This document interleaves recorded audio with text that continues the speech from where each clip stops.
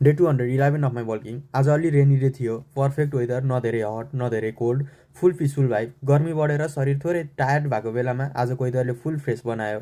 आज पुल डे थियो, मैले लास्ट 3 विकदेखि एउटा चेन्ज गरेको छु, जसमा पुस डेमा बाइसेप अनि पुल डेमा चाहिँ ट्राइसेप।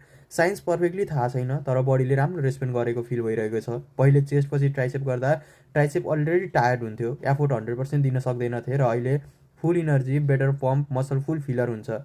सायदै नै फिटनेसको इन्ट्रेस्टिङ पार्ट हो। स्लोली आफ्नो शरीरको प्याटर्न बुझ्दै गइन्छ। Now time to take a rest. Day 211 of my working. आज अलि रेनी डे थियो, पर्फेक्ट वेदर, न धेरै हट न धेरै कोल्ड, फुल पिसफुल भाइब। गर्मी बढेर शरीर थोरै टायर्ड भएको बेलामा आजको वेदरले फुल फ्रेस बनायो।